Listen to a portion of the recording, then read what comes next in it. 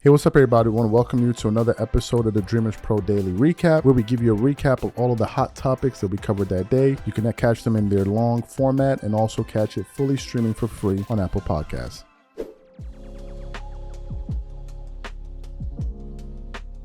So what happened? Yesterday, I was going through the internet and I was referred to a video of Gilbert Arenas visiting Dwight Howard's new podcast called Above the Rim with DH12, right? So he had a 2.5 hour sit down on Dwight Howard's show, and during this segment, during this visit, they were talking about Dwight Howard's position on the top, on the top 75 list. They were talking about Michael Jordan. They were talking about the scoring champion. They were talking about a range of things, the NBA today, the defense, and all of that. But then they get to a particular segment in the show. It's a long-hour show. Thankfully, they had timestamps where they were discussing this GOAT debate, right, between LeBron James and Michael Jordan. And funny enough, we actually put up a poll not too long ago on our channel. We got about 15 or 16,000 voters. And the question is, who's been compared more to MJ? Was it Kobe or LeBron? A lot of people voted on that poll, voted for Kobe. Then I pinned a comment and I said, look, from a basketball player standpoint, no player has been compared more to Jordan than Kobe. From a media standpoint and from debating, it's been LeBron James, right?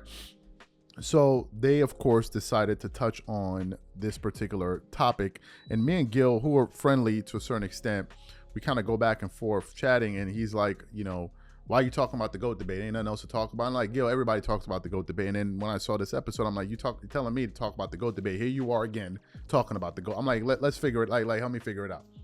He was like, well, that's what the big media does. I'm like, but here you are with Dwight Howard talking with old media, he said. I'm like, here you are with Dwight Howard talking about the very thing you asked me. Why am I talking? Why is everybody else talking about it, right?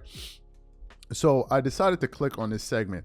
Now, before I clicked on it, I already knew that I was going to be triggered, and I personally believe this is the reason why Gilbert Arenas is doing it. I think two things are happening. I think one, Gil doesn't believe a word that he's saying. That's number one. Or number two, he has said these things so many times that now he's convinced himself that what he's saying is actually truthful, when in reality is not. I just can't.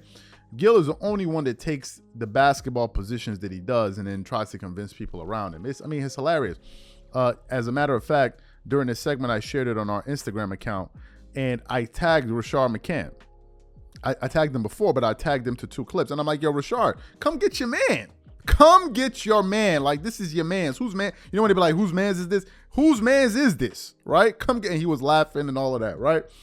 So Gil starts to explain to Dwight Howard, because there was a host that was there who couldn't help but twerk it all up. I was looking for his name. I couldn't find his name. He was over there twerking it something heavy.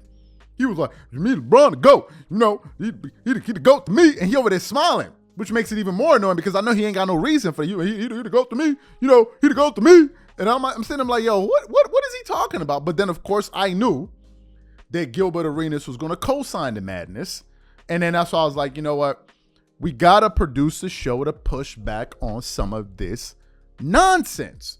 And that's exactly what it was. And Gilbert Arenas went on this long monologue of why he believes that LeBron James is now the GOAT over Jordan. And he claimed, get this, Gilbert Arenas claimed that LeBron James is the one that is keeping Michael Jordan relevant, in the entire basketball world came for Gilbert Arenas after he made those ridiculous comments. So what we want to do now is want to play exactly what Gilbert Arenas had to say. I want you guys to listen to it in its entirety. We got a long show for you guys because I got a lot that I want to say in rebuttal to this. But take a listen to his arguments here. Like you said, who the GOAT? Brian the GOAT. Brian my GOAT. I'm going to keep it a bean, I'm going to just tell you this. Brian my GOAT, man. Y'all know that. Y'all though. Tway, you know that, bro. The GOAT has to change. The GOAT has to change because when was the last time Jordan was Jordan? most of the people who defend Jordan never seen life. Yep. Right? I came in his back to his back to back. My legacy of Jordan was the three-peat, the second one. I don't know nothing about the 80s, dude. Yeah. When he still yeah. Who born in 90? You don't know Jordan. Shut up. Facts. Right. You don't know Michael Jordan. Yeah. If you was born in 88, you don't know Michael Jordan. You don't know what you was watching at 11 years old, dog. Shut up. Right? So Kobe was your GOAT. Yeah. Because you got to see what it really looked like. Get him drafted in 96. Yeah, you know what I mean? You really get to see, okay, so you're old enough to understand every movie he's doing, everything. LeBron James in this decade, you take away all the over 60 years old speaking on TV, they will never bring up Michael Jordan because he's not real today. Yeah. He's real, like we know who he is, but the only people who bring him up is when LeBron James' name gets. That's the only reason Michael Jordan is relevant. Yep. They need somebody to combat that. They're combating the stats. Yeah. The greatest. Like once LeBron James is solidified, you are the GOAT.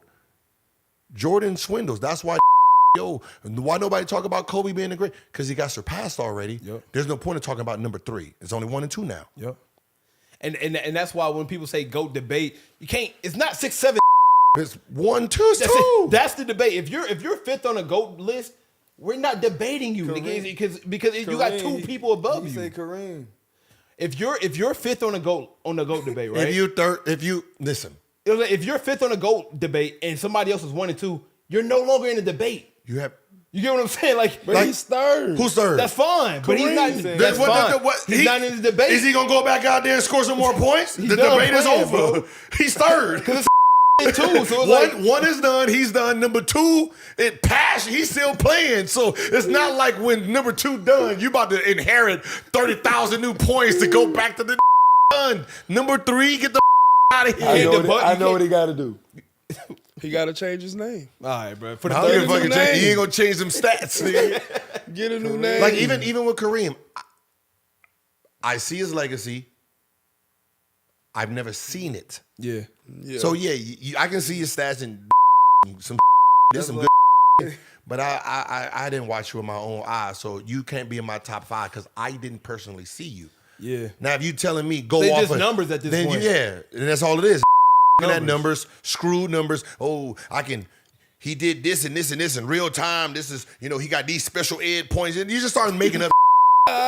Special ed points. Oh, real shooting percentage. Yeah. Who makes this?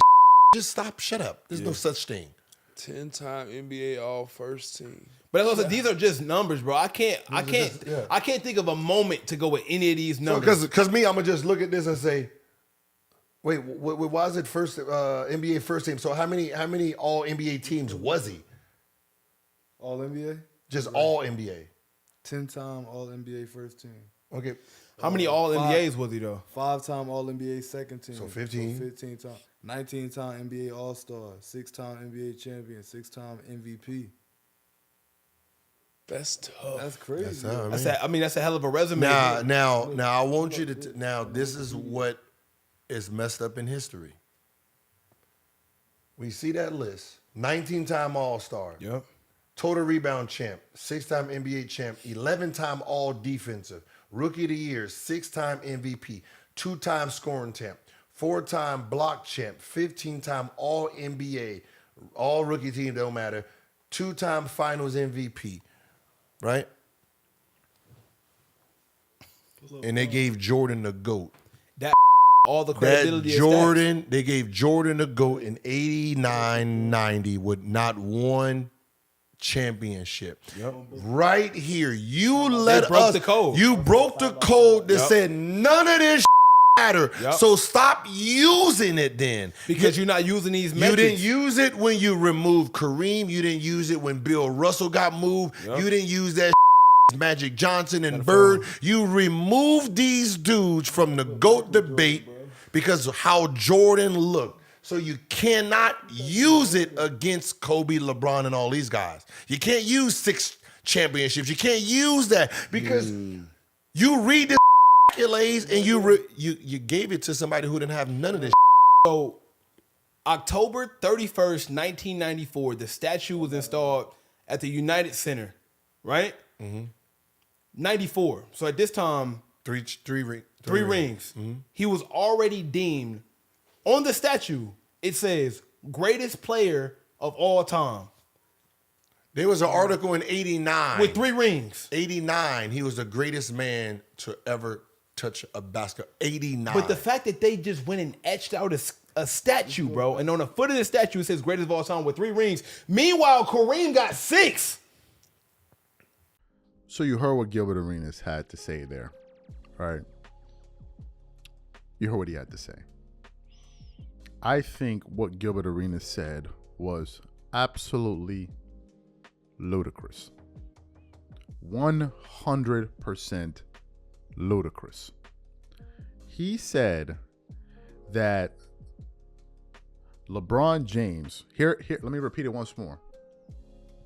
He said that LeBron James is the one that is keeping Michael Jordan relevant. When I heard him say that, because I tagged him to the story, I messaged him. I'm like, yo, what are you even talking about right now?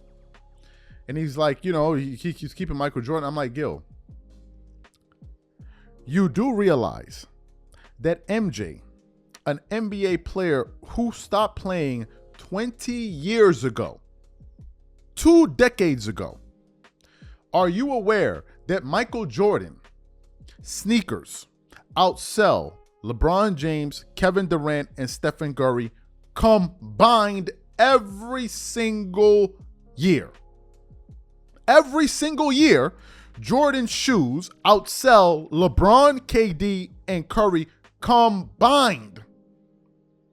But he's not relevant. So you're telling me that all those people buying Jordans don't know who that is? They don't know who Michael Jordan is. All they know is that his shoe. They don't know who Michael Jordan is. That's the first thing he said. The second thing he said, and I asked him this, I said, if Jordan needs LeBron to stay relevant, why is LeBron constantly comparing himself and his cronies in media constantly comparing themselves to a guy that's irrelevant? Why? I asked him this. I said, if Jordan is irrelevant and LeBron is the one keeping him relevant, why is he in desperate search for people to say that he is better than this guy that's irrelevant? Why is that? I asked him this. I said, why is that the case? Why is that the case? Why is that the case? He then took it a step further and he said, people already saying that LeBron James is the GOAT now, right? And he said the reason that they're saying it is for 2. He said the first reason people are saying LeBron James is the GOAT is because most of the people watching Michael Jordan never saw him play live, right? So he was talking about 60-year-olds, 50-year-olds, and all of that. Those are the only ones saying that Michael Jordan is the GOAT. And I said, wait a minute. If you're saying that 60-year-olds are the ones that are saying Michael Jordan is the GOAT, wouldn't that mean that those same 60-year-olds also saw LeBron James play if they're 60? Like, this is the... Jesus Christ, God. Oh, my God. Oh, my God. Oh, my God. Oh, my God.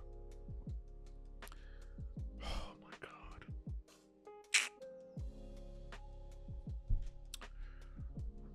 Gil is saying that people who are in their 50s and 60s are saying MJ is the GOAT because they saw MJ play. But if they're in their 50s and their 60s, that means that they also saw LeBron.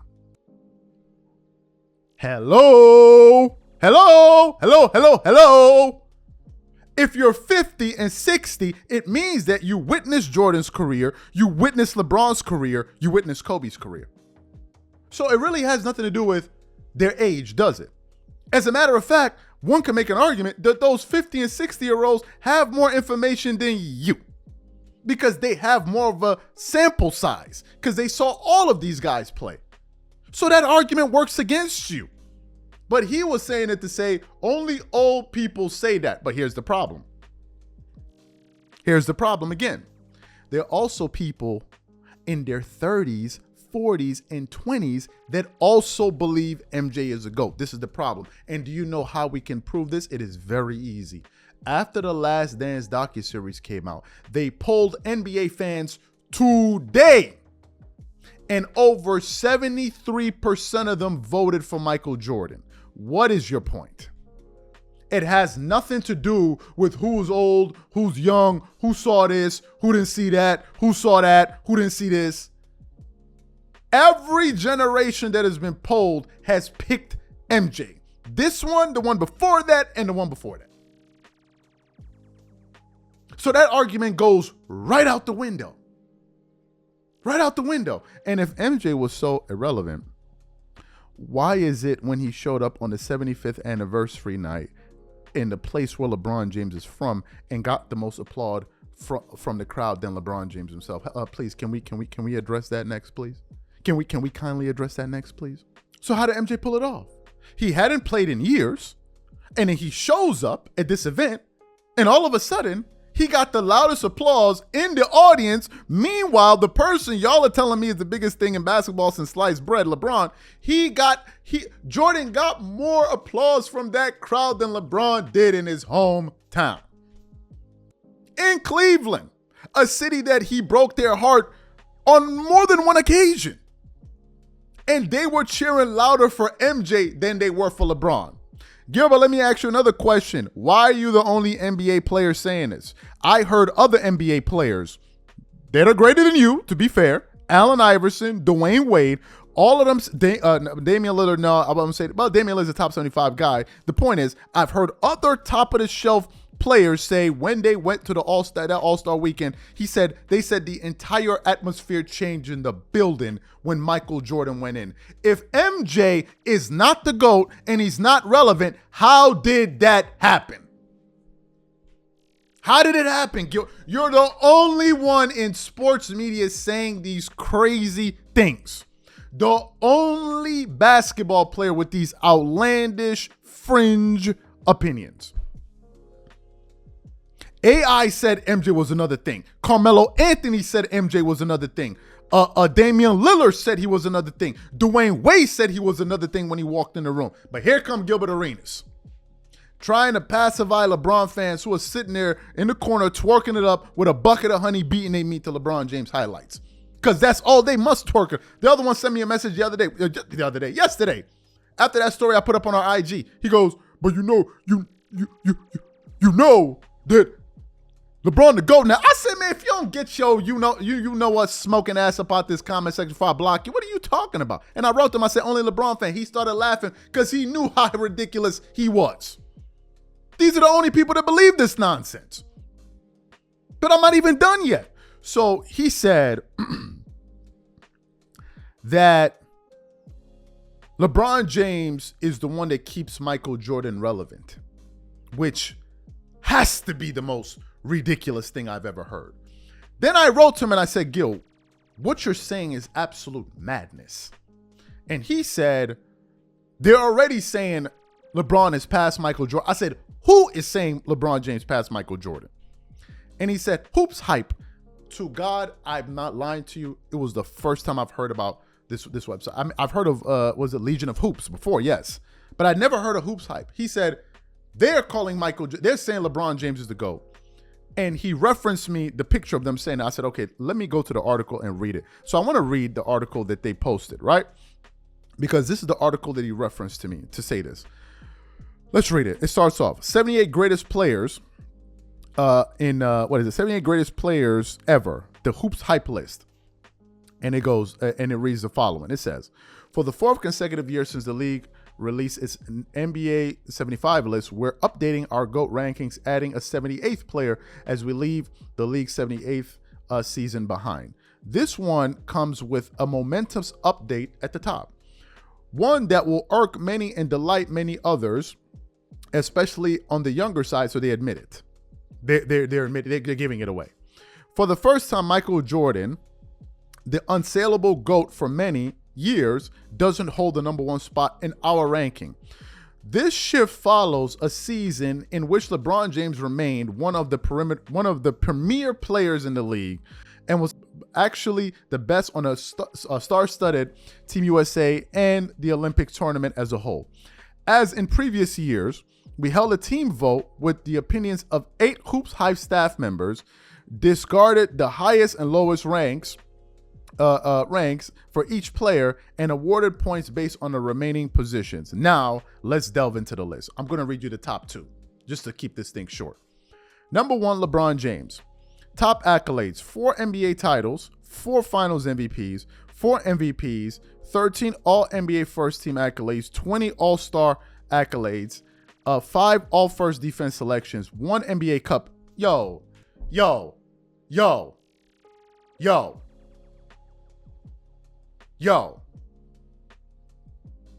what are y'all talking about? Y'all, I hope HoopsHype, whoever the hell it is at that company, sees this. Yo, what are y'all talking about? Y'all wrote 1 NBA Cup? Are you even serious right now? We supposed to be taking y'all serious, and y'all wrote 1 NBA Cup. And they wrote 1 NBA Cup MVP. Yo, are y'all serious? 3 gold medals, 1 Olympic MVP. NBA rank: 1st in scoring, 4th in assists, 8th in steals, 30th in rebounds, 81s in blocks. I'm surprised you didn't put turnovers and missed shots, but whatever. Share the votes. Okay, and then we're going to move on. And then they give some other ridiculous points. Then they go Michael Jordan. 6 NBA titles, 6 Finals MVPs, 5 MVPs, 10 all-first team selections, 14 All-Stars, 1 Defensive Player of the Year, 9-time all-first team selections. I noticed y'all didn't put in 10-time scoring title as champion as well.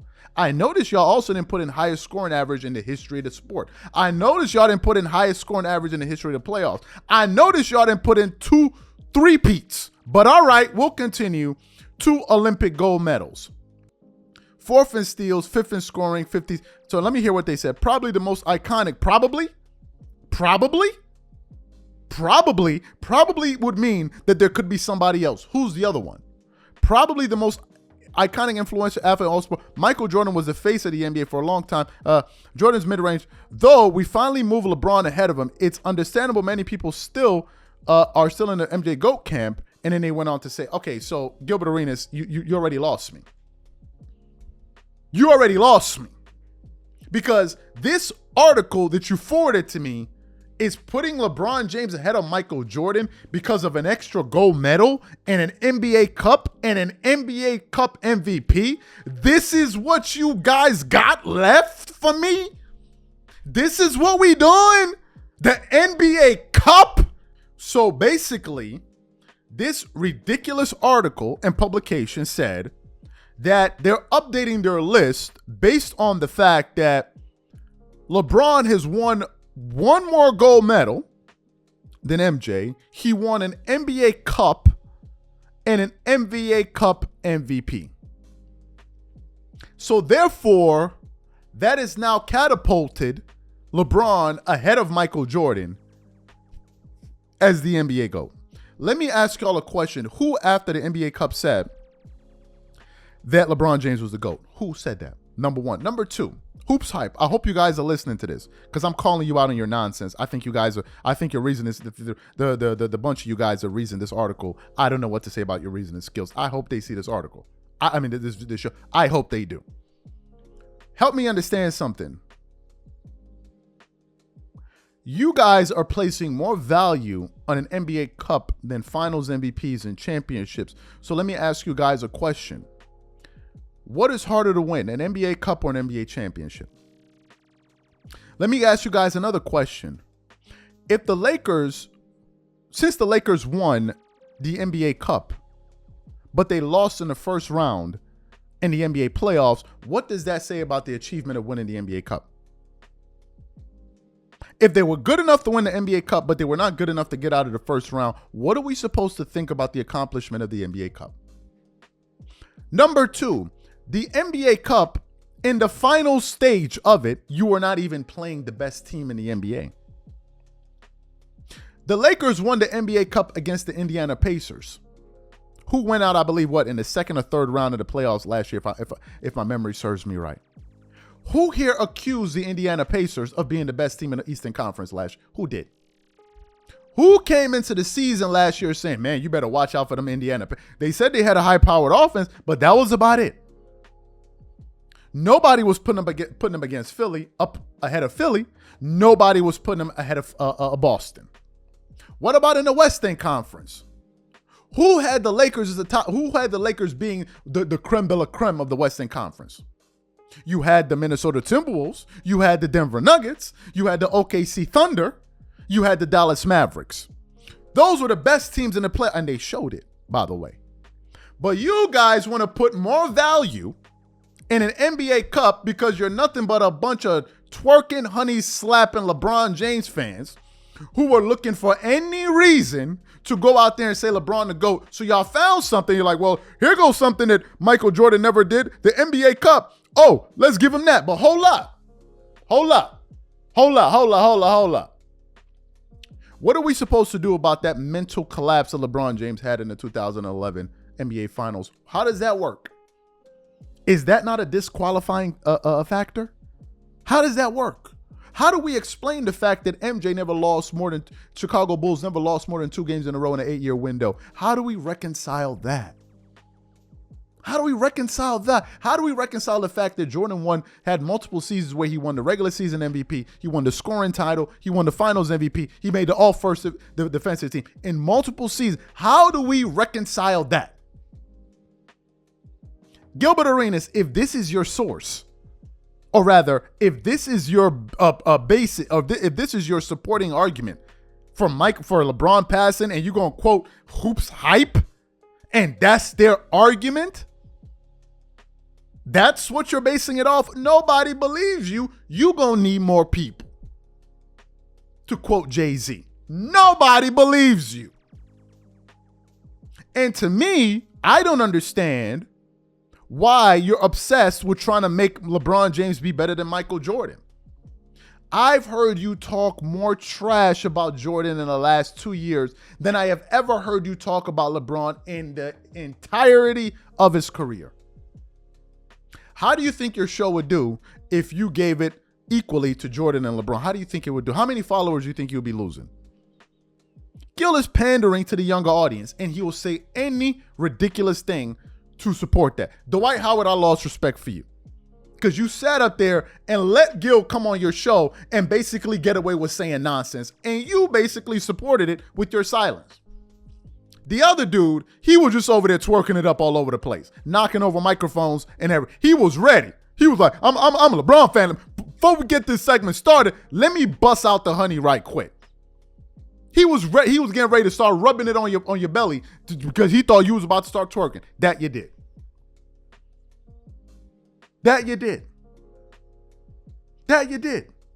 They then brought up the final part that I'm going to leave you guys with, which was Gil was saying that they were already saying Michael Jordan was the GOAT.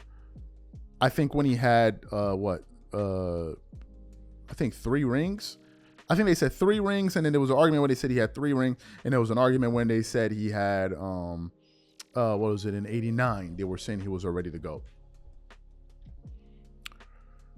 And then he said, if you compare his resume to Kareem Abdul-Jabbar, who's arguably the most accomplished NBA player ever, if you take him collegiate accomplishments all the way into the NBA, that he was saying that, well, how could he go past Kareem?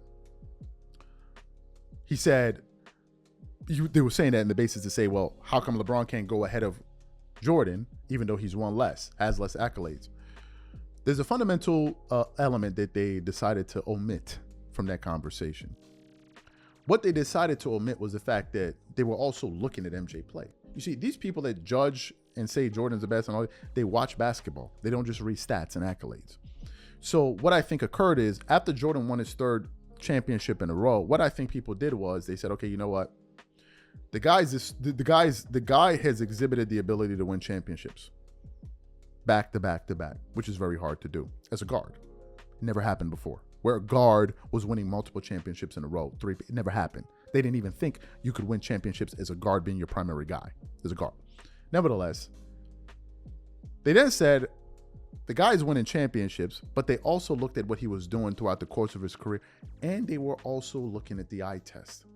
You think Michael Jordan with his 6 championships You think it's unfair to Bill Russell? It's not, because they're not just looking at championships. Championships is a part of the argument.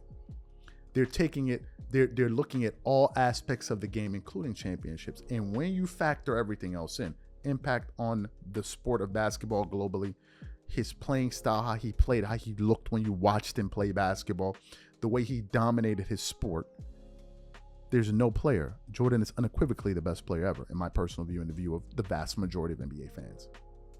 The vast majority. That's why they view him to be better, or rather to be the best player to ever play the sport. That's the reason why. That's the reason. I defy any LeBron fan watching this show to come up with a salient argument for LeBron James being better than Michael Jordan. They won't find any. Why Gilbert Arenas is doing it, I think he's doing it to pander to a younger audience, and I think he's doing it for clicks and views. That's what I believe. I think Gil is saying things for shock value. I believe that. I think he's saying things for shock value. He knows that if I say things like this, I'll go viral. But in the midst of that, you're selling away your basketball soul for clicks and views and attention. And I don't understand why you're doing that.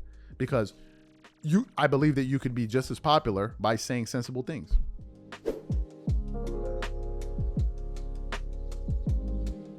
There was some drama that took place yesterday on ESPN First Take. I actually saw the clip from, I think, around the association. I found this out yesterday.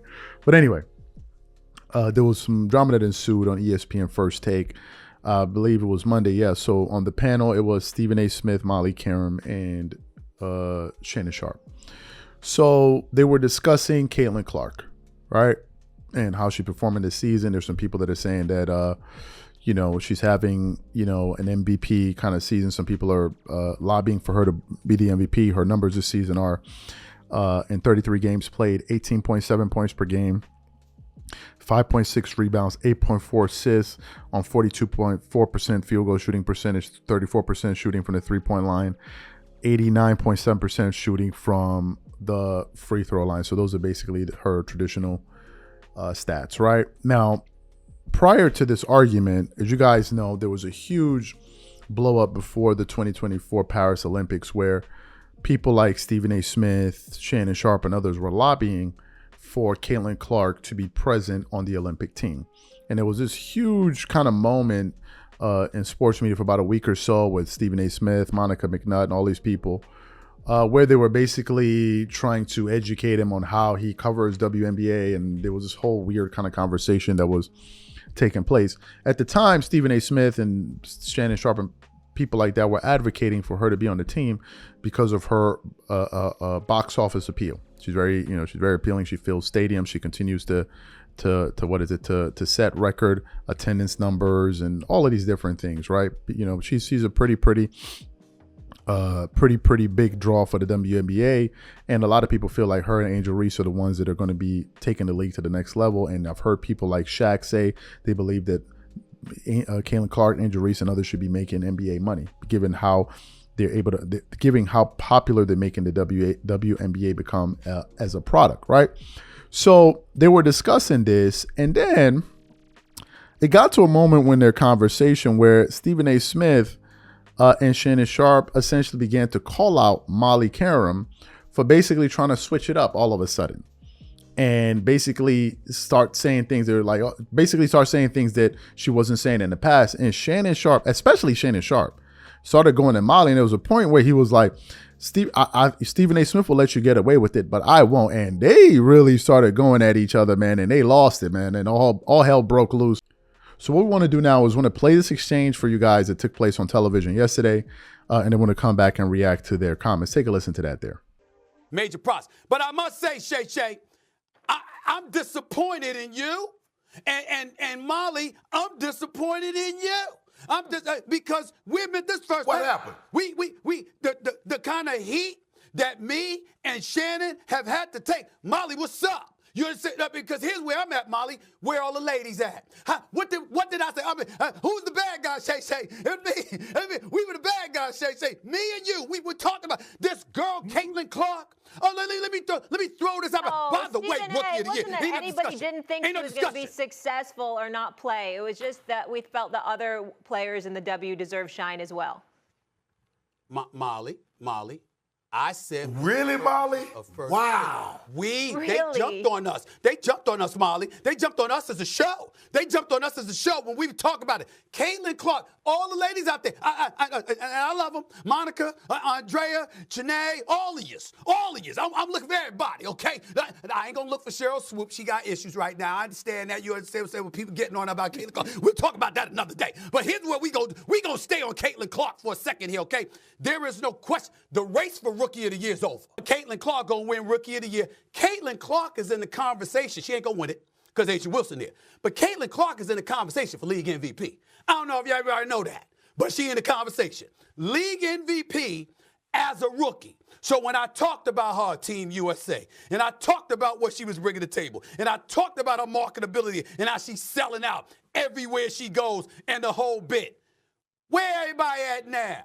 Have you seen them, Shay? I mean, I haven't seen anybody. Have you seen them? I haven't seen them. Because we damn sure took a lot of heat when we were talking about what this girl going to bring to the table. Now it's crickets. No one denied the fact that she's a star and she couldn't play. It was just that it takes. Y'all were denying it, Molly. Don't do that. And don't do that, Molly.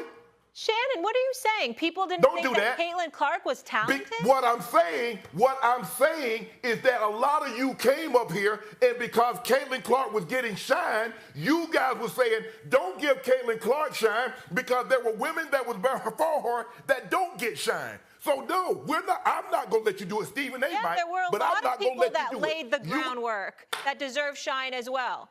Here's Are what we're going to do. Are they playing now?